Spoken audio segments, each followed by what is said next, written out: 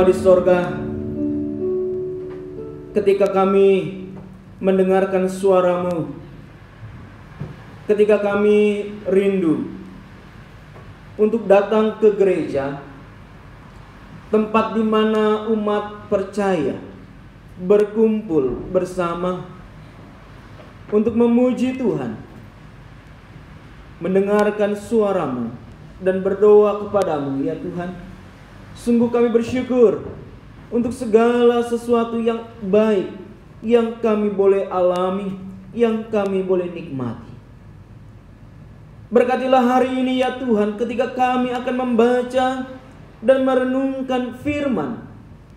Tuhan, tolonglah kami, mampukanlah kami untuk kami boleh dapat mendengarkan sebagai pendengar yang baik, namun kami juga melakukannya di dalam pertolongan Roh Kudus. Terima kasih Bapa di sorga. Berkati juga jemaat Tuhan yang hadir di dalam ibadah melalui live streaming. Kami berdoa ya Tuhan, biarlah Tuhan memberkati mereka juga, sebagaimana kami ada di tempat ini.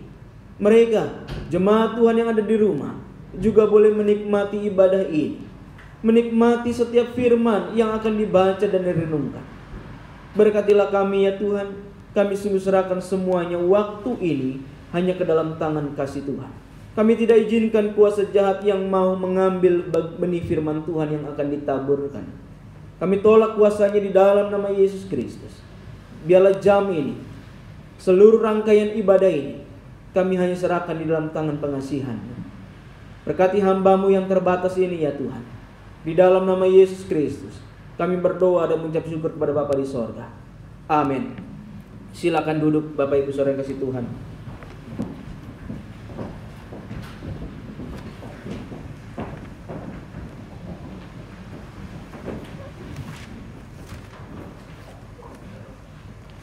Shalom. Shalom. Puji Tuhan, kita boleh bersama-sama di tempat ini atau di gereja.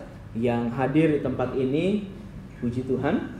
Dan jemaat juga yang ada di rumah di dalam ibadah melalui live streaming, saya ucapkan selamat hari Minggu dan shalom. Tuhan memberkati saudara dimanapun saudara menyaksikan. Baik Bapak Ibu Saudara yang kasih Tuhan, hari ini kita akan merenungkan satu bagian firman Tuhan di dalam minggu-minggu Prapaskah. Kita akan membaca bagian firman Tuhan yang terdapat di dalam Matius 26 pada ayat yang ke-36 sampai dengan ayatnya yang ke-46. Matius 26 ayatnya yang ke-36 sampai dengan ayatnya yang ke-46.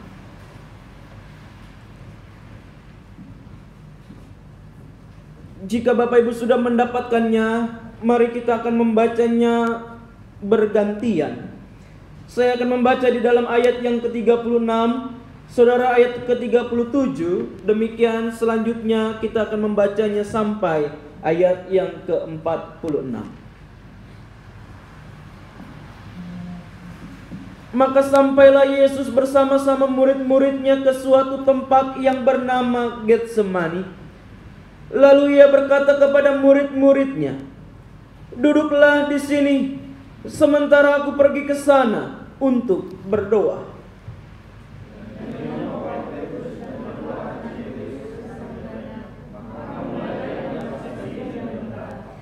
Lalu katanya kepada mereka, "Hatiku sangat sedih, seperti mau mati rasanya. Tinggallah di sini dan berjaga-jagalah dengan aku."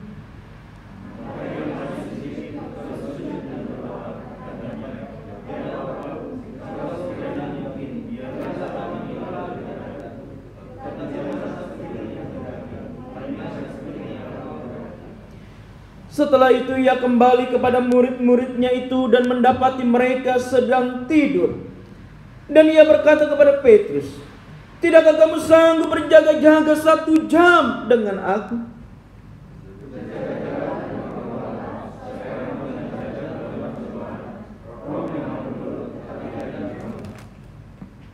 Lalu ia pergi untuk kedua kalinya dan berdoa, katanya, Ya Bapakku, jikalau cawan ini tidak mungkin lalu, kecuali apabila aku meminumnya, jadilah kehendak-Mu.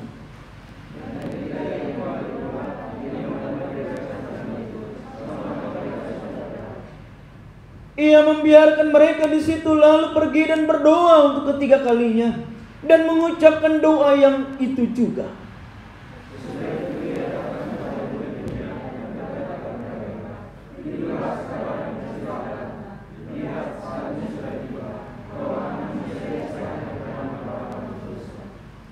Bangunlah, marilah kita pergi. Dia yang menyerahkan aku sudah dekat. Demikian jauh pembacaan firman Tuhan. Yang dikatakan berbahagia adalah mereka yang membaca dan merenungkan serta melakukan dalam kehidupan hari lepas hari. Amin. Bapak Ibu saudara dikasih Tuhan, tema kita hari ini adalah pergumulan yang dinyatakan. Pergumulan yang dinyatakan. Di dalam Kamus Bahasa Indonesia, kata pergumulan diartikan yaitu bergulat, bergumul, atau melibatkan diri dengan sesuatu atau seseorang. Ketika seseorang menggunakan kata bergumul, biasanya selalu bernada negatif yang dilihat sebagai suatu persoalan atau masalah. Ketika kita berkata aku sedang bergumul, tidak ada yang berkata kepada saya selama saya jadi hamba Tuhan, Pak, aku sedang bergumul karena aku dapat uang jackpot, dapat bonus yang besar. Pak, aku sedang bergumul karena aku dapat berkat yang begitu luar biasa. Kebanyakan berkata aku sedang bergumul karena sedang menghadapi persoalan. Aku sedang bergumul karena masalah keluarga. Aku sedang bergumul oleh karena berbagai macam persoalan di tempat pekerjaan. Pergumulan selalu identik dengan persoalan atau masalah-masalah di dalam kehidupan ini. Di dalam menghadapi pergumulan, masing-masing orang memiliki sikap dan kemampuan yang berbeda-beda menurut kepribadiannya. Kemampuan menurut kepribadiannya ini, masing-masing kita memiliki cara pandang, cara tindak yang berbeda-beda. Mungkin masalahnya sama. Yang satu diputusi pacar. Ada yang pernah diputusi pacar? Puji Tuhan tidak ada, karena masih jomblo. Ada 2-3 orang diputusi pacar, masalahnya sama, persoalannya diputusi pacar. Tapi cara berpikirnya dari ketiga orang itu masing-masing berbeda. Ada yang begitu sangat sedih, ada yang biasa saja, ada yang senang. Akhirnya putus juga, bisa ganti baru. Dan cara tindaknya juga berbeda. Ada yang marah, ada yang meringkuk di kamar. 3 hari 3 malam dia tak keluar dari kamar, begitu lapar baru keluar. Tapi ada yang melakukan tindakan-tindakan yang tidak baik. Mulai minum mabuk, mulai pergi ke tempat-tempat yang tidak benar. Ada begitu banyak cara, tergantung kepribadian masing-masing. Maka paling tidak kemampuan menurut kepribadiannya itu bisa dilihat dari beberapa aspek. Aspek yang pertama yaitu cara berpikir terhadap persoalan, sesuatu persoalan. Yang kedua, bagaimana orang itu mampu mengatasi masalahnya. Dilihat dari aspek yaitu emosional dalam menghadapi persoalan. Aspek yang ketiga yaitu bagaimana kita berpikir tentang sesuatu dan melihat dari segi emosional kita, kemudian dilanjutkan di dalam tindakan apa yang akan kita ambil di situ. Dan aspek yang keempat yaitu melihat kepada diri sendiri. Ketika kita menghadapi suatu persoalan, maka kita dituntut untuk berpikir terhadap persoalan itu. Tetapi banyak orang ketika dalam keadaan yang takut, dalam keadaan yang bimbang, mereka tidak bisa berpikir secara sehat. Ketika ada persoalan, kita juga dituntut bagaimana mengkontrol emosional kita, emosi kita. Ketika ada masalah, bagaimana kita mengkontrol emosi kita supaya tidak meledak-ledak. Dan kita juga harus melihatnya dalam tindakan apa yang akan kita ambil terhadap masalah tersebut. Maka dalam menghadapi pergumulan, ada yang memiliki sikap kuat, ada yang tegar berdiri, namun ada juga yang menangis tak mampu menghadapi persoalan. Ada juga yang memiliki kemampuan untuk mencerna pergumulan dengan baik dan mencari solusi untuk mendapatkan jawaban terhadap persoalannya. Namun ada juga yang diam 1000 bahasa dan akhirnya menyerah terhadap persoalannya. Bagus-bagus dia tidak mengambil jalan pintas, lompat diri ke rel kereta api. Wah, itu paling merepotkan itu. Kalau pagi-pagi ada yang buat seperti itu namanya bunuh diri yang menyusahkan orang. Kereta harus berhenti beberapa jam kan? Saudara-saudara yang kasih Tuhan, kepribadian juga terbentuk dari pengalaman umum dan khusus. Pengalaman umum adalah pengalaman yang lazimnya dialami oleh semua orang. Namun di dalam pengalaman umum tersebut ada pengalaman khusus. Ada pengalaman umum dan ada pengalaman khusus, di mana seseorang menghadapi sesuatu yang tidak biasa sehingga menimbulkan suatu respons dari dalam diri. Masing-masing kita memiliki pengalaman umum. Apa itu pengalaman umum? Lahir, kemudian dia besar, umur 1 tahun, umur 2 tahun, kemudian dia TK, SD, SMP, dan seterusnya. Pengalaman umum yang lazimnya dialami oleh semua orang. Tapi di dalam pengalaman-pengalaman umum itu, kita memiliki pengalaman khusus. Ketika kecil mungkin kita begitu sangat dikasih. Tapi ada juga orang yang begitu kecil. Dari kecil dia mengalami berbagai macam tekanan dari orang tuanya. Didikan yang keras, ada didikan yang lembut. Ada kecelakaan, ada juga yang lurus-lurus saja. Itu pengalaman khusus di dalam pengalaman umum. Maka cara kita berpikir juga ditentukan berbagai macam pengalaman-pengalaman khusus di dalam kehidupan kita.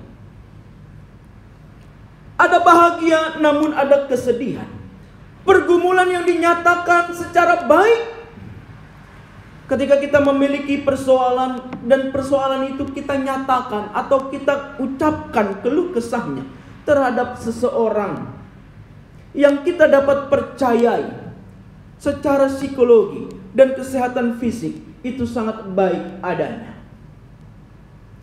Mengapa? Karena orang yang terbuka atau yang dikenal dengan istilah ekstrovert membuat pribadinya mudah bergaul, dapat merespon sesuatu dengan pertimbangan yang matang dan menilai sesuatu dari berbagai sudut pandang sesuai dengan ide dan saran dari orang lain.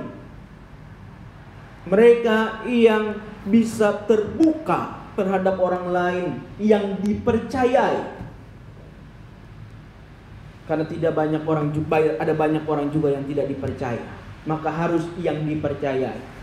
Ketika dia terbuka, maka dia mendapatkan ide, saran, dan gagasan-gagasan yang membuat dia dapat berpikir dan bertindak nanti menghadapi masalahnya. Tetapi ada orang yang tertutup. Ketika dia menghadapi masalah, dia hanya mau simpan di dalam hatinya. Dia hanya menangis sendirian berhari-hari. Tisu 1 box pun habis. Cuman lap air mata. Dia tidak mau ceritakan kepada siapapun. Maka orang-orang tersebut atau seorang yang tertutup cenderung menarik diri dari pergaulan dan bergulat dengan persoalan di dalam hatinya, di dalam batinnya, sehingga lebih mudah untuk stres yang tingkat lebih tinggi. Maka kita harus belajar terbuka, paling tidak dengan pasangan kita yang sudah punya pasangan. Yang belum punya pasangan, carilah cepat-cepat, jangan lama-lama ya. Sekarang kita masuk ke dalam pembahasan kita yang akan kita pelajari dalam Matius 26 ayat 36 sampai dengan 46. Setelah melalui kehidupan Tuhan Yesus di tengah-tengah dunia ini, kurang lebih 33 tahun di tengah-tengah dunia, dengan maksud untuk tujuan Tuhan Yesus diutus Allah adalah untuk mencari dan menyelamatkan yang hilang. 33 tahun Yesus ada di tengah-tengah dunia. Tujuannya jelas, nyata, yaitu dia pergi, dia datang ke dunia ini untuk menyelamatkan dan mencari dan menyelamatkan yang hilang. Di dalam Lukas 19 ayat yang ke-10, tujuan Tuhan Yesus juga adalah untuk menggenapi hukum Taurat. Di dalam Matius 5 ayat yang ke-17. Dan di dalam perikop ini, kini saatnya Tuhan Yesus akan masuk ke dalam inti dari tujuan Allah bagi dirinya. Mari kita membaca di dalam Ibrani 9 ayat yang ke-14. Ibrani 9 ayat yang ke-14.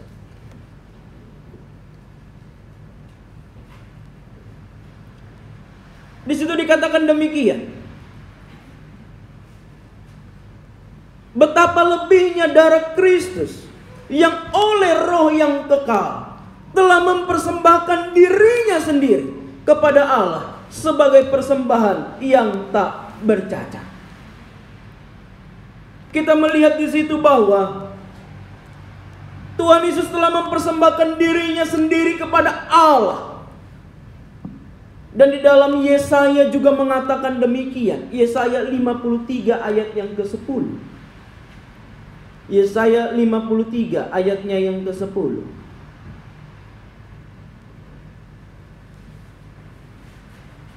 Di situ dikatakan demikian. Tetapi Tuhan berkehendak meremukkan dia dengan kesakitan. Dan Paulus mengatakan di dalam Efesus 5 ayat yang kedua, ia mengatakan Kristus juga telah mengasihi kami dan telah menyerahkan dirinya untuk kita sebagai persembahan dan korban yang harum bagi Allah. Bapak Ibu Saudara yang dikasihi Tuhan, ketika kita melihat bagian-bagian tersebut, baik itu di dalam Ibrani, di dalam Yesaya, di dalam tulisan-tulisan dari Rasul Paulus, kita akan terbentuk sebuah cara berpikir. Mengapa Yesus harus datang ke dalam dunia ini? Jawabannya tadi, untuk mencari dan menyelamatkan mereka yang terhilang. Dan di antara yang terhilang itu adalah saudara dan saya. Itu adalah kita. Kita terhilang, kita tidak tahu di mana adanya. Tetapi dia datang untuk mencari dan menyelamatkan yang hilang. Ketika dia harus mencari dan menyelamatkan yang hilang, hanya ada satu cara, yaitu ketika dia harus menjadi sama dengan manusia. C.S. Lewis, seorang teolog, berkata demikian. Ketika dia harus datang ke dalam dunia ini, ia diumpamakan seperti seorang gembala yang ingin berkomunikasi dengan dombanya. Oleh karena dombanya tersesat, hilang, tak tahu arah. Tetapi dia tidak bisa berkomunikasi dengan bahasa manusia. Maka dia ingin menjadi domba itu. Atau ilustrasi yang saya juga sering berikan, yaitu ketika kita dewasa, kita ingin berbicara kepada anak kecil seusia Ken Memiki. Bagaimana cara kita berbicara kepada anak seusia itu? Apakah kita bisa bicara dengan anak seusia itu dengan gaya dan bahasa orang dewasa? Tentu akan sulit dimengerti. Maka apa yang harus kita lakukan? Kita harus menjadi sama dengan anak-anak itu dalam gaya dan bahasa kita. Maka guru-guru sekolah minggu, mengajar sekolah minggu pasti caranya lucu-lucu kalau kita perhatikan. Selamat sore adik-adik. Apa kabar?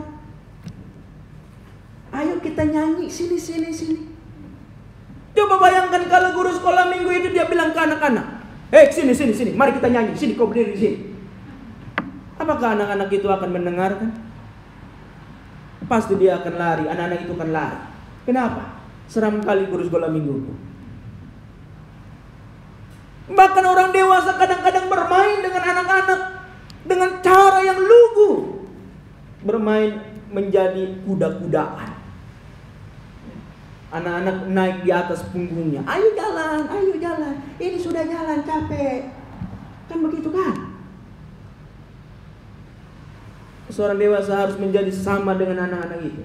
Baru dia dapat mengkomunikasikan bahasa yang sederhana. Itulah mengapa dia datang ke dalam dunia ini, Yesus Kristus. Menjadi sama dengan manusia. Agar dia dapat menyatakan dirinya kepada setiap mereka yang terhilang. Kau orang berdosa, dan aku datang untuk mencari dan menyelamatkan. Ketika Injil diberitakan dengan bahasa yang sederhana, disitulah kita dinantikan responsnya. Apakah engkau mau terima Yesus sebagai Tuhan dan Juru Selamat? Alkitab mengatakan siapa yang terima Yesus, dia akan diselamatkan beserta dengan keluarganya. Kita aminkan itu.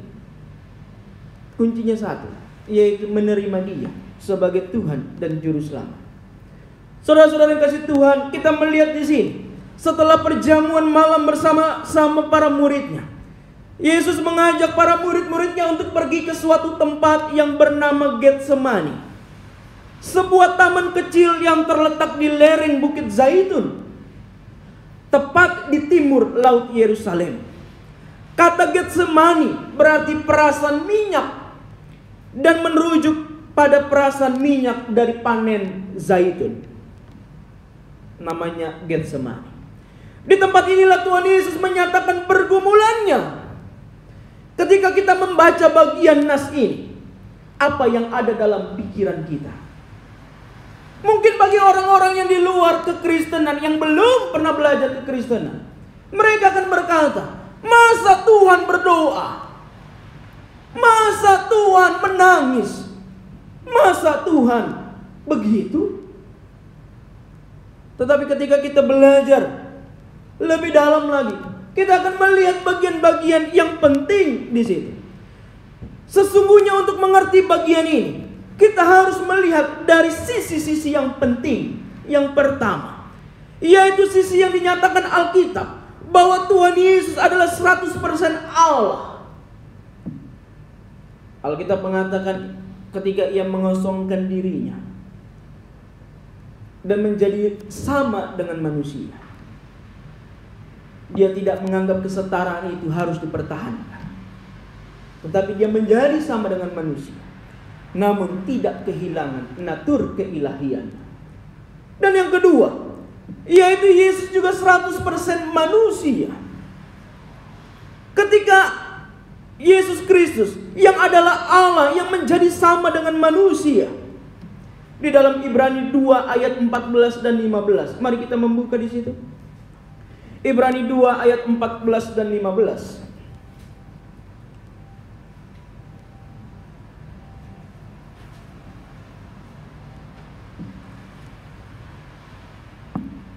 Ibrani 2 ayat 14 dan 15. Mari kita membacanya di situ. Karena anak-anak itu adalah anak-anak dari darah dan daging, maka ia juga menjadi sama dengan mereka dan mendapat bagian dalam keadaan mereka, supaya oleh kematiannya ia memusnahkan dia, yaitu iblis yang berkuasa atas maut, dan supaya dengan jalan demikian ia membebaskan mereka yang seumur hidupnya berada dalam perhambaan oleh karena takutnya kepada maut. Ketika Yesus menjadi sama dengan manusia, ia yang 100% Allah, Dia harus menjadi sama dengan manusia. Tidak mungkin natur kealahannya itu ia bawa. Tetapi tidak mungkin juga ditinggalkan. Maka penafsir mengatakan bahwa ketika ia menjadi sama manusia, menjadi sama dengan manusia, 100% Allah, 100% manusia, natur kemanusiaan itu ditambahkan kepada natur kealahannya. Maka ketika dia menjadi sama dengan manusia, dia merasakan lapar. Dia bersedih. Dia merasakan apa yang manusia rasakan. Dan ketika kita membaca bagian ini, dikatakan Alkitab bahwa maka ia menjadi sama dengan mereka, yaitu manusia, dan mendapat bagian dalam keadaan mereka, supaya ia menjadi korban. Ketika ia menjadi korban, maka ia memusnahkan iblis. Dan dengan jalan demikian juga ia dapat menyelamatkan kita, membebaskan kita. Kita tidak lagi memotong hewan korban. Mengapa kita tidak potong hewan korban? Itu karena di dalam perjanjian baru Yesus adalah korban itu. Dan ketika ia menjadi korban, kita tidak perlu lagi mempersembahkan korban-korban itu. Korban-korban bakaran, kambing, domba, sapi, dan kawan-kawan. Kita tidak perlu mempersembahkan itu. Mengapa? Karena dia telah datang dan membebaskan kita dengan jalan menjadi sama dengan manusia dan mati di atas kayu salib. Dan ketika ia mati di atas kayu salib, ia berkata, sudah selesai. Tabir bait Allah terbelah dua. Bapak Ibu Saudara yang kasih Tuhan, dengan jalan menjadi manusia, Yesus yang adalah Allah sejati harus membatasi kuasanya secara independen dan penyerahan total terhadap darah dan daging. Ia bertindak seturut kehendak Bapa yang mengutusnya. Yesus tidak bertindak berdasarkan keinginannya sendiri, melainkan segala sesuatu sesuai dengan apa yang Bapa nyatakan kepadanya. Maka Tuhan Yesus turut merasakan apa itu tawa, apa itu kepedihan, apa itu tangisan. Dan pada bagian ini kita melihat bagaimana Tuhan Yesus sungguh ada dalam pergolakan untuk masuk ke dalam penderitaan. Penderitaan bukan saja karena ia akan disalib, namun dalam kemanusiaannya. Ia juga melihat akan tanggungan dosa seluruh manusia yang dilimpahkan kepadanya. Bahkan kesendirian yang ia rasakan dan alami di Taman Getsemani. Ia merasa sendirian, dan ia akan sendirian menghadapi hukuman bagi manusia berdosa. Ia tahu bahwa murid-muridnya Yudas menjualnya. Ia tahu bahwa Petrus akan menyangkalnya. Ia tahu bahwa murid-murid akan lari ketakutan. Ia tahu orang-orang yang dulu mendengarkannya, mereka juga yang akan meneriakinya dengan berkata, salibkan dia, salibkan dia. Di dalam kealahannya, natur keilahiannya, dia tahu semuanya itu. Dan di dalam natur kemanusiaan, dia merasakan itu. Kesedihan yang begitu sangat luar biasa. Itulah mengapa Yesus berkata bahwa hatiku sedih seperti mau mati rasanya. Bapak Ibu Saudara yang dikasihi Tuhan, ketika kita membaca nats ini, mari kita dalami nats ini dengan kita memikirkan posisi kita kalau dia ada di dalam posisinya Tuhan Yesus pada masa itu. Kita tentu saja akan merasa, Tuhan, begitu berat yang saya alami. Dan dia siap untuk masuk ke dalam penderitaan itu. Tetapi bahasa kemanusiaannya, dia tidak bisa sembunyikan. Dia begitu sangat sedih. Dosa yang begitu banyak ditanggungan kepada dirinya yang tidak berdosa, yang tiada memiliki cacat dan celah. Ketika ia hendak berdoa, perhatikan Alkitab, ia mengajak para murid-muridnya, di antaranya dibawa lebih dekat kepadanya. Ada 3 murid yang dibawa lebih dekat kepadanya. Siapa itu? Yang pertama Petrus, yang kedua Alkitab Matius katakan di situ adalah dua anak Zebedeus, yaitu Yohanes dan Yakobus. Ia mengajak 3 muridnya untuk lebih dekat bersama dengan dia. Dan ia meminta kepada mereka untuk bersama-samanya dan berdoa selama 1 jam saja. Bapak Ibu Saudara yang kasih Tuhan, di tengah-tengah pergumulan, ia merindukan persekutuan dan dukungan doa daripada murid-muridnya. Tidak pernah sekalipun para murid dituliskan Alkitab mendoakan Yesus. Perhatikan itu. Murid-murid selalu meminta kepada Yesus. Tetapi ketika ada di dalam persoalan, ada di dalam pergumulan, ia akan masuk ke dalam penderitaan itu. Yesus minta murid-muridnya untuk berdoa dan berjaga-jaga, untuk bersama-sama bersekutu. Dan Alkitab katakan, Yesus katakan 1 jam saja. Maka kalau dia ada di sini, khotbah 1 jam, dia sudah tertidur. Itu suaranya harus lebih kuat lagi, supaya dia bangun tersentak. Saudara-saudara yang Tuhan, di tengah-tengah pergumulan ia merindukan persekutuan itu. Maka ketika kita memiliki pergumulan, sharingkanlah itu, supaya kita dapat bersekutu, kita dapat saling mendoakan, kita dapat saling menopang satu dengan yang lain. Itulah persekutuan Kristen. Itulah persekutuan Kristen. Persekutuan Kristen didasarkan dengan kasih satu dengan yang lain. Kita bersekutu untuk saling mendoakan dan saling melengkapi. Selalu Tuhan Yesus yang berdoa bagi para murid-muridnya, sedangkan para murid-muridnya tidak pernah memikirkan apa yang Tuhan Yesus lakukan, yaitu di dalam kehendaknya.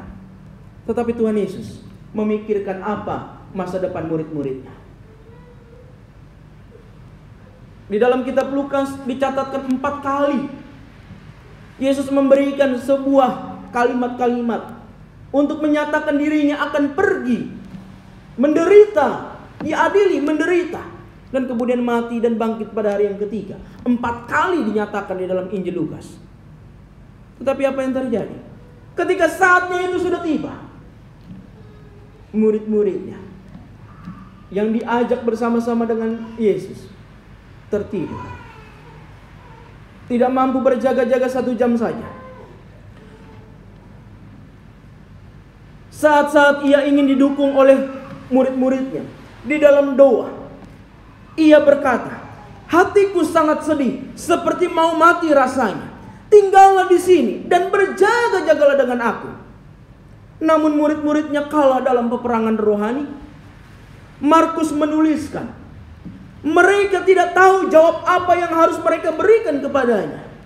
Di dalam Injil Markus, di tengah-tengah Tuhan Yesus ingin mereka bersama-sama berjaga-jaga, berdoa 1 jam saja. Tetapi murid-murid tidak mampu. Mereka tidak tahu jawaban apa yang harus mereka berikan kepadanya, oleh karena matanya begitu berat. Kepada murid-murid yang akan tergoncang imannya, ia berkata kepada Petrus. Di dalam Alkitab kita perhatikan di situ.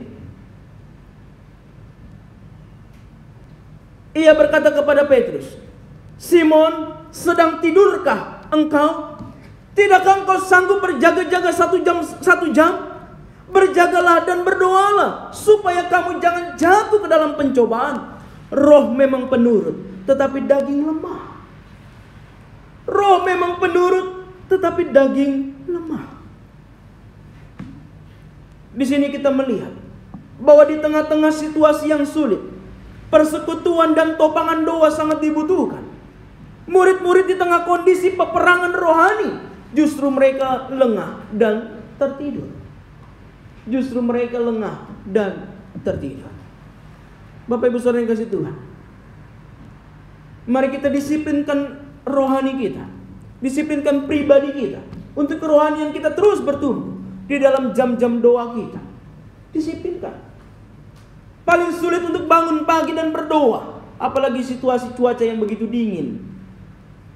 Paling enak tidur di balik selimut, menghangatkan badan, Begitu bangun, sudah mau jam kerja, lupa berdoa. Mari kita disiplinkan. Bangun pagi, berdoa, baca Alkitab. 1 jam saja kita bersekutu dengan Dia di pagi hari. Malam pulang kerja, jangan lupa berdoa. Tuhan, terima kasih untuk nafas, untuk kesehatan, kekuatan. Jangan pulang kerja, mandi, langsung tidur. Hilang, untung nafas tidak hilang. Berdoa. Roh memang penurut tapi daging lemah, itu kata Alkitab. Dan itu mau memberikan kita sebuah pembelajaran bahwa kalau kita tidak mendisiplinkan diri kita, maka kita akan terbawa dengan arus-arus kehidupan yang tidak jelas. Doa Yesus ketika menghadapi pergumulan, melihat akan jalan salib yang akan dilaluinya demi menanggung seluruh dosa manusia, menghantarkan kepada doa yang ia naikkan kepada Allah, Bapa yang mengutusnya. Doa Tuhan Yesus dipanjatkan, "Ya Bapa, jikalau sekiranya mungkin, biarlah cawan ini lalu daripadaku. Tetapi janganlah seperti yang ku kehendaki, melainkan seperti yang Engkau kehendaki. Ya Bapa, jikalau cawan ini tidak mungkin lalu, kecuali apabila aku meminumnya, jadilah kehendakku." Jadilah kehendakku. Sebuah pergumulan yang dinyatakan dengan penuh kerendahan hati dan penuh kepedihan sebagai anak manusia yang memiliki darah dan daging, dan sebagai anak Allah, ia tahu akan dosa manusia yang begitu banyak, dan sekalipun ia telah menderita dan mati, namun masih banyak manusia yang menolaknya, yang akhirnya akan binasa. Yang akhirnya akan binasa. Ketika ia berkata, "Ya Bapa, jikalau sekiranya mungkin, biarlah cawan ini lalu daripadaku, tetapi janganlah seperti yang ku kehendaki, melainkan seperti yang Engkau kehendaki." Ini adalah sisi kemanusiaan yang berseru kepada Allah. Markus menuliskan, "Ya Aba, ya Bapa, tidak ada yang mustahil bagimu. Ambillah cawan ini daripadaku, tetapi janganlah apa yang aku kehendaki, melainkan apa yang Engkau kehendaki." Di dalam Injil Markus ada ungkapan yang begitu erat di situ. "Ya Aba, ya Bapa." Pergumulan yang dinyatakan, pergumulan yang dipanjatkan di hadapan Allah. Di sini Yesus sungguh bergumul untuk memadukan antara kehendaknya dalam kemanusiaannya dan kehendak Bapa yang mengutusnya. Ia harus menerima apa yang seharusnya manusia terima, yaitu hukuman dosa. Sebab Alkitab katakan, upah dosa ialah maut. Dan Yesus mengambil itu.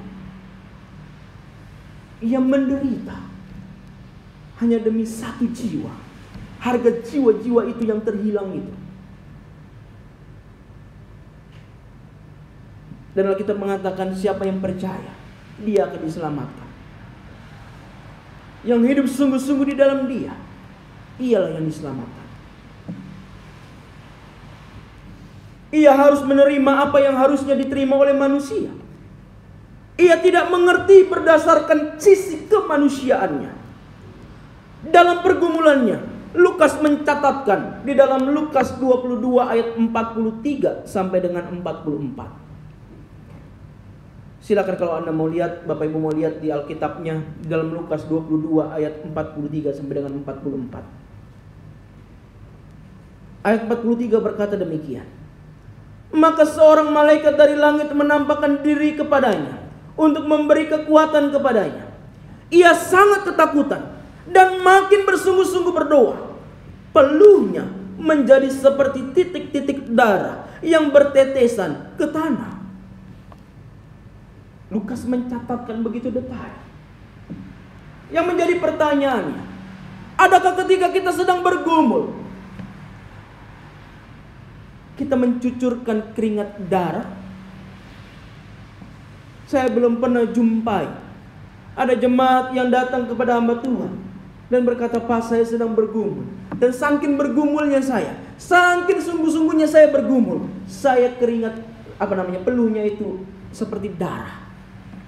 Saya belum pernah temukan itu.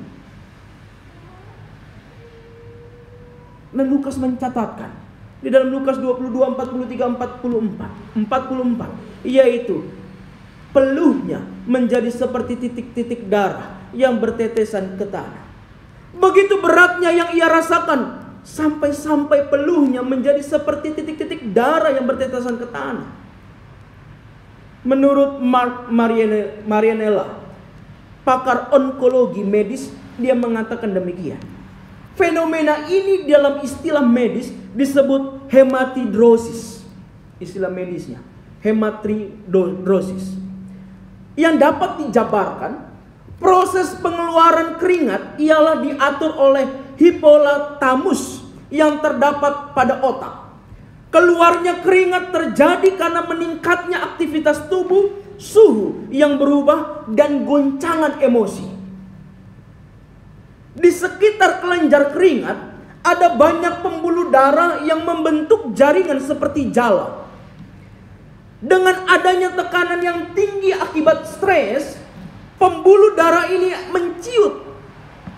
Kemudian setelah kecemasan berlalu, pembuluh darah akan mengembang sampai pecah. Darah akan mengalir ke dalam kelenjar keringat. Pada saat kelenjar keringat menghasilkan banyak keringat, darah itu akan didorong ke permukaan yang keluar sebagai titik-titik darah yang bercampur dengan keringat. Adakah saudara yang mengalami tingkat stres sampai demikian? Sekali lagi saya berani katakan, saya belum pernah bertemu seperti itu. Yesus menghadapi itu. Begitu tergoncangnya emosional. Begitu sangat beratnya apa yang ia rasakan. Dan ketika ia menghadapi itu, kelenjar-kelenjarnya pecah. Kelenjar-kelenjar di dalam keringatnya itu artinya sakit. Ditambah lagi cuaca yang dingin di tengah-tengah taman. Pada masa itu belum ada polusi udara. Di tengah-tengah perasaan yang begitu tergoncang, murid-muridnya tertidur pulas. Bapak Ibu Saudara yang dikasihi Tuhan, hal ini dapat menyebabkan rasa sakit yang hebat di kulit karena peradangan dan pembengkakan di bawah kulit dalam kelenjar keringat. Ia juga mencucurkan air mata yang bisa menyebabkan matanya menjadi merah dan iritasi. Sungguh penderitaan fisik dan mental yang begitu berat dialami Tuhan Yesus. Maka penulis Ibrani mengatakan di dalam Ibrani 5 ayatnya yang ke-7. Ibrani 5 ayatnya yang ke-7. Mari kita membuka di situ. Ibrani 5 ayatnya yang ke-7.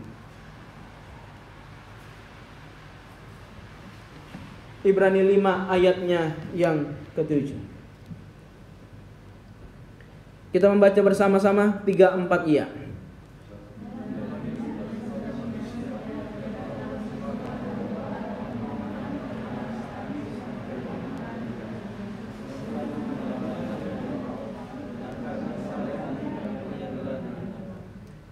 Alkitab mengatakan dengan jelas, dalam hidupnya sebagai manusia, ia telah mempersembahkan doa dan permohonan dengan ratap tangis dan keluhan kepada Dia yang sanggup menyelamatkannya dari maut.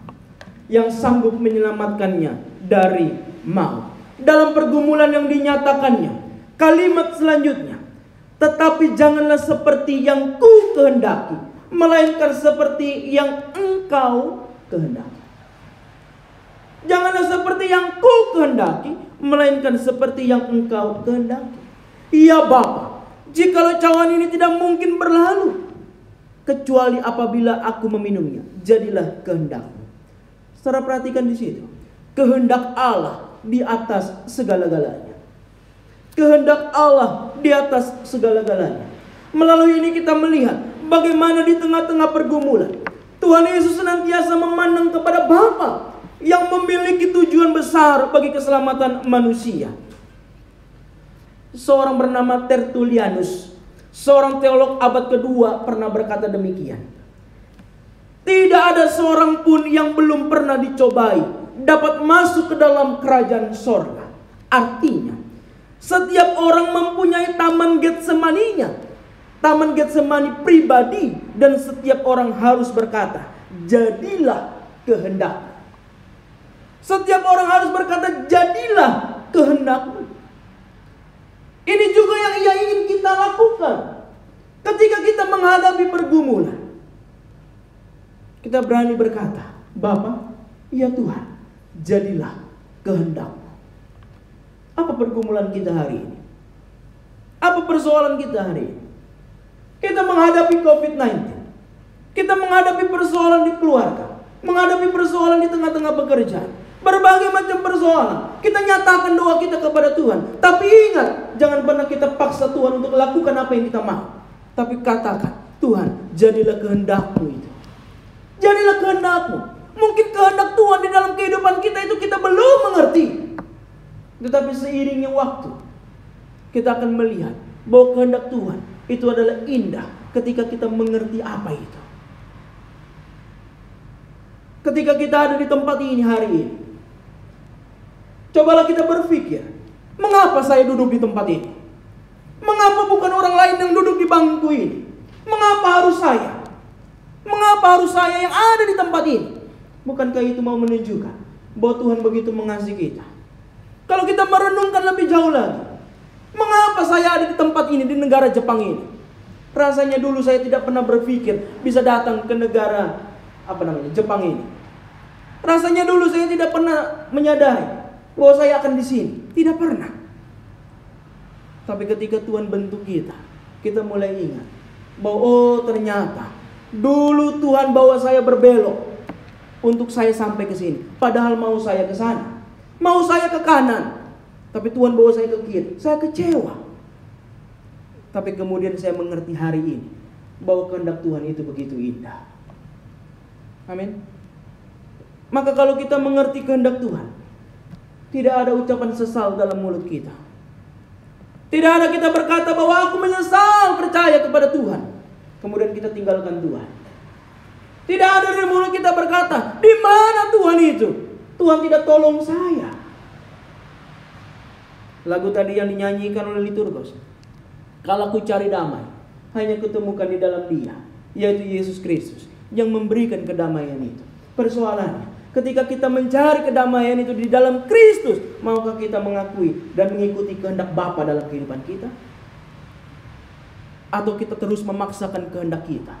Tuhan, pokoknya A. Kalau kau tidak kasih A, aku demo, aku tinggalkan engkau. Untung Tuhan tidak jawab, lu mau pergi-pergi saja. Tapi Dia begitu mengasihi kita. Dia begitu mencintai kita. Dia begitu ingin kita mengerti kehendak-Nya di dalam kehidupan ini. Di dalam doa yang Tuhan Yesus panjatkan, Ia mendapatkan kekuatan dan kesiapan untuk menerima cawan yang harus Ia minum. Kekuatan yang diberikan Allah kepada Yesus memantapkan dirinya untuk masuk ke dalam penderitaan demi menebus manusia. Ia menderita dalam darah dan daging sampai di kayu salib. Dan di atas kayu salib Ia pun berkata, Eloi, Eloi, lama sabachthani. Apa itu? Allahku, Allahku, mengapa engkau meninggalkan aku? Kemudian orang-orang mencerca Dia. Dan orang-orang yang tidak percaya Yesus mulai mencerca. Apa itu Yesus? Katanya Dia Allah. Tapi kenapa di salib Dia berkata, Allahku, Allahku, mengapa engkau tinggalkan aku? Sekali lagi, untuk mengerti itu semua, kita harus mengerti dari sudut pandang sisi kemanusiaannya. Dia sedang menjadi sama dengan manusia, menjadi sama dengan saudara-saudara. Saudara dan saya yang punya darah dan daging. Maka dalam kemanusiaan Dia berkata, Eloi, Eloi, lama sabachthani. Allahku, Allahku, mengapa engkau tinggalkan aku? Sampai Dia berkata, sudah selesai. Bapak Ibu Saudara dikasih Tuhan, manusia berdosa menghujatnya ketika Ia disalib. Mereka berkata, hai engkau yang mau merubuhkan bait suci dan mau membangun kembali dalam 3 hari, turunlah dari salib itu dan selamatkanlah dirimu. Imam-imam juga berkata kepada mereka, kepada Tuhan Yesus. Ia mengatakan, orang lain Ia selamatkan, tetapi dirinya sendiri tidak dapat Ia selamatkan. Baiklah Mesias, Raja Israel itu turun dari salib, supaya kita lihat dan percaya. Bahkan kedua orang yang disalib bersama-sama dengan dia juga ada di situ. Bapak Ibu Saudara yang kasih Tuhan, ketika orang-orang melihat salib, bahkan mereka mengatakan di salib itu, oh itu ada jinnya itu. Jin apa? Tak tahu apa-apa, baru mau bicara. Kita bukan lihat dari sisi magic. Kita tidak melihat itu. Yang kita lihat ketika kita menatapkan diri kita ke salib, kita melihat bahwa seharusnya aku yang ada di sana. Seharusnya saya yang tergantung di atas kayu salib itu. Oleh karena dosaku yang begitu besar. Tetapi karena begitu besar kasih Allah akan dunia ini, sehingga ia menyerahkan anaknya yang tunggal, supaya setiap orang yang percaya tidak binasa, melainkan beroleh hidup yang kekal. Anugerah yang ia berikan, anugerah keselamatan yang ia berikan kepada setiap manusia, ingin membawa kita untuk mengerti bahwa kasih dan pengorbanannya begitu istimewa bagi kehidupan kita. Dengan doanya dan taat kepada kehendak Bapa, Allah menjawab dengan memberikan kekuatan kepada Tuhan Yesus, sehingga ia dapat berkata kepada para murid-muridnya di dalam Matius 26 ayat 46, berkata, bangunlah, marilah kita pergi, dia yang menyerahkan aku sudah dekat. Artinya, ia siap menanggung dosa manusia demi keselamatan jiwa-jiwa yang menerimanya. Maka Bapak Ibu Saudara yang kasih Tuhan, pergumulan yang berat dialami Tuhan Yesus dipanjatkannya dalam doa dengan penuh kerendahan hati dan penyerahan total atas kehendak Tuhan. Berdoalah setiap waktu di dalam roh, dan berjaga-jagalah di dalam doamu itu dengan permohonan yang tidak putus-putusnya. Efesus 6 ayat yang ke-18.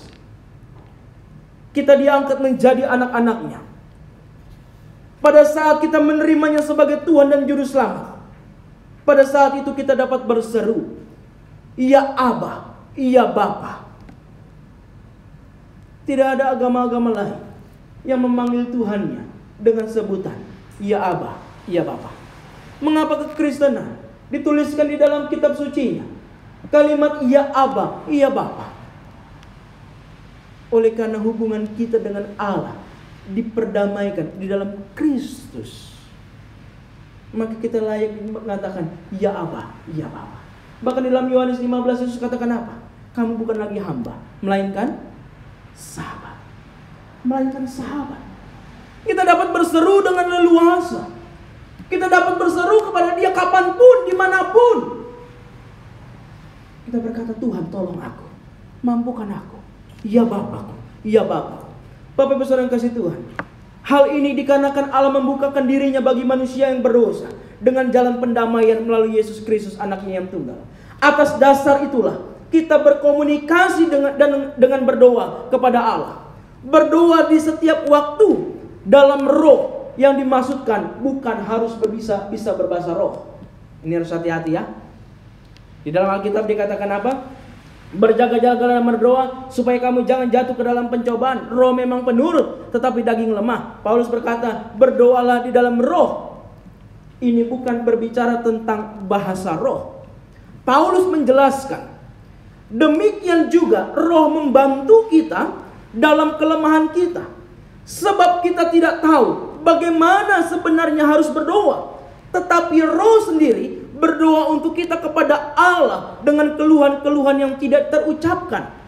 Dan Allah yang menyelidiki hati nurani mengetahui maksud roh itu, yaitu bahwa ia sesuai dengan kehendak Allah berdoa untuk orang-orang kudus. Roma 8 ayat yang ke-26 sampai dengan ayat yang ke-27. Dan di dalam Galatia 4 ayatnya yang ke-6, Alkitab mengatakan, dan karena kamu adalah anak, maka Allah telah menyuruh roh anaknya ke dalam hati kita yang berseru, ya Aba, ya Bapa. Ketika kita berdoa, kita digerakkan oleh Roh Kudus. Maka ketika kita berdoa, berdoalah itu di dalam roh dan kebenaran. Maka kita bisa berdoa karena Roh Kudus yang ada dalam hidup orang percaya menggerakkan untuk berseru kepada Allah dalam pergumulan yang dihadapinya. Dalam doa kita berserah total kepada Allah mengenai apa yang kita doakan dan mohonkan hikmat untuk mengerti rencana Tuhan bagi kehidupan kita. Jadi, ketika kita berdoa, dasarnya adalah iman kepada Allah, Sang Pemilik hidup. Ingat, dasarnya adalah iman kepada Allah, Sang Pemilik hidup. Dan ingat, kita sedang berdoa untuk melihat kehendak Tuhan, bukan memaksakan kehendaknya. Kehendak diri kita kepada Allah. Di tengah-tengah virus corona ini, kita menghadapinya dan kita berdoa kepada Tuhan. Kita tanya, Tuhan, apa yang Kau inginkan? Apa maksudmu di balik semuanya ini? Adakah maksud Tuhan di balik semuanya ini? Carilah itu. Tanyakanlah itu kepada Dia, Sang Pemilik hidup. Berdoa dalam pimpinan Roh Kudus, membukakan diri untuk berkomunikasi dengan kerendahan hati, bukan dengan kesombongan dan kemunafikan.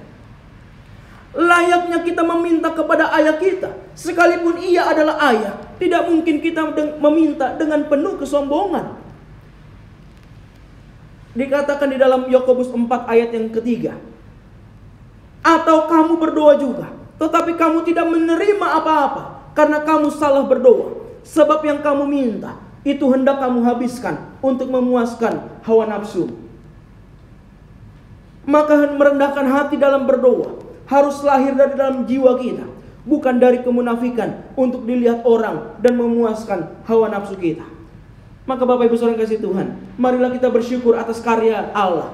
Dan marilah kita nyatakan pergumulan kita dengan berdoa terus kepada Allah, memohon hikmat-Nya, memohon untuk kita dapat mengerti kehendak Tuhan, untuk menikmati kehidupan yang diberikannya kepada kita selama kita ada dalam dunia ini. Ibrani 2 ayat yang ke-18 berkata, ingatlah, sebab oleh karena Ia sendiri telah menderita karena pencobaan, Ia dapat menolong mereka yang dicobai. Ia dapat menolong mereka yang dicobai. Apa pergumulan kita hari ini? Apa persoalan kita hari ini? Apa yang kita hadapi hari ini? Dia Allah yang besar. Dan kebesarannya, Ia ingin kita mengerti kehendaknya di dalam kehidupan kita.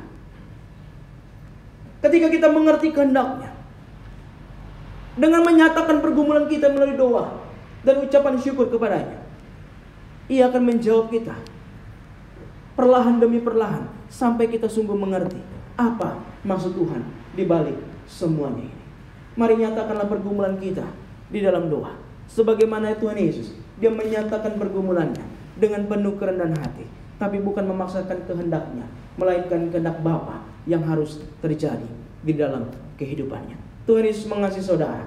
Saya saudara menundukkan diri, menundukkan kepala. Kita akan berdoa.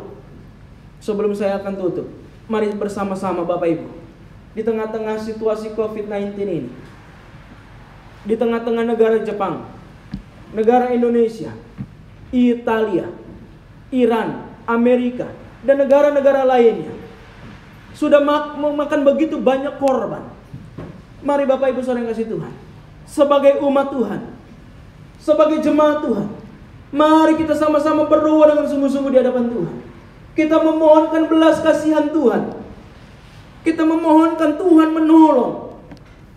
Dan Tuhan membukakan apa maksud di balik semuanya ini bagi pribadi kita, bagi gereja, bagi bangsa-bangsa. Mari kita berdoa.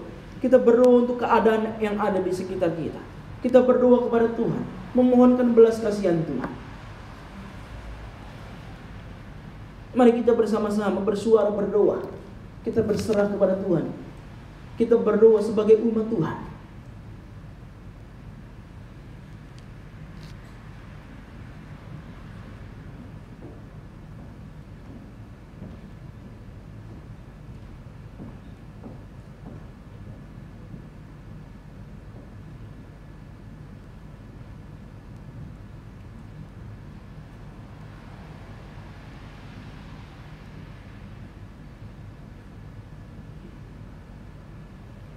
Mari kita mengingat setiap sanak famili saudara kita, rekan-rekan kita yang ada di sekitar Jepang, yang kita kenal, kita ingat.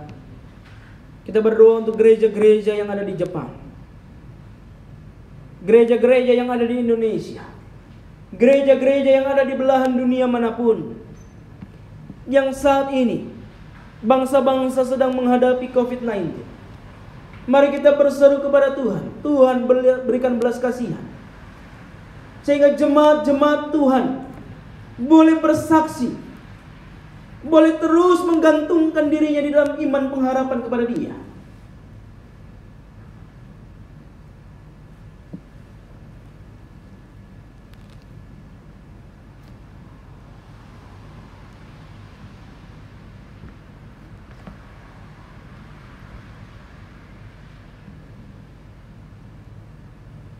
Bapa di sorga, kami bersyukur untuk firman Tuhan yang kami boleh baca dan kami boleh renungkan melalui penjabaran yang ada. Ya Tuhan, kami sungguh bersyukur ketika Engkau menyelamatkan setiap kami yang berdosa.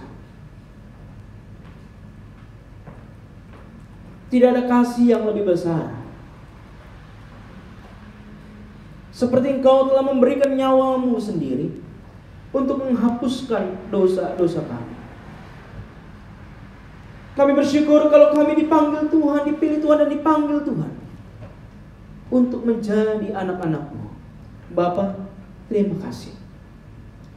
Terima kasih untuk setiap jemaat Tuhan yang ada di tempat ini, di gereja GI3 Gunma. Terima kasih untuk jemaat Tuhan yang ada di seluruh GI3, bahkan seluruh gereja-gereja yang ada di Jepang maupun gereja lokal induk kami yang ada di Indonesia, gereja asal kami. Bapa, di tengah-tengah COVID-19 ini ya Tuhan, kami sungguh berdoa kepadamu ya Bapa. Ketika umat-Mu bersatu hati di tempat ini, kami berdoa kepadamu. Kami mohonkan belas kasihan-Mu kepada kami, kepada masing-masing pribadi-pribadi, kepada negara-negara, kepada gereja-gereja. Untuk kami ya Tuhan, melihat ke arah salib Kristus.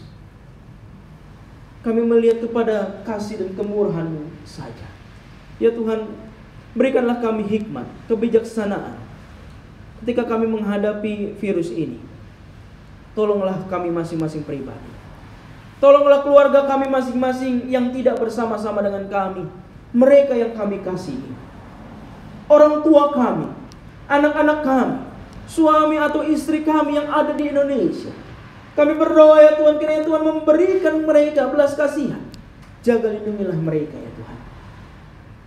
Kasihanilah kami.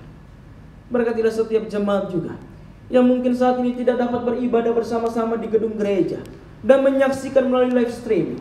Kami berdoa ya Tuhan, kiranya Tuhan memberkati mereka satu persatu di dalam pergumulan mereka, di dalam kelemahan-kelemahan tubuh mereka. Tuhan yang menolong mereka, Tuhan yang bersama dengan mereka. Ajarkanlah kami ya Tuhan untuk selalu menatap kepadamu, untuk selalu berjaga-jaga dan berdoa, untuk selalu mengandalkan Tuhan dengan mementingkan kehendak Allah yang terjadi dalam kehidupan kami. Terima kasih Bapa di sorga. Terima kasih untuk waktu ini yang Tuhan boleh berikan kepada kami. Terima kasih ya Bapa. Dan doa yang belum sempurna ini kami akan sempurnakan di dalam doa yang Kau ajarkan kepada kami. Bapa kami yang di sorga, dikuduskanlah nama-Mu, datanglah kerajaan-Mu, jadilah kehendak-Mu di bumi seperti di sorga. Berikanlah kami pada hari ini makanan kami yang secukupnya, dan ampunilah kami akan kesalahan kami, seperti kami juga mengampuni orang yang bersalah kepada kami. Dan janganlah membawa kami ke dalam pencobaan, tetapi lepaskanlah kami daripada yang jahat, karena Engkau-lah yang mempunyai kerajaan dan kuasa dan kemuliaan sampai selama-lamanya. Amin.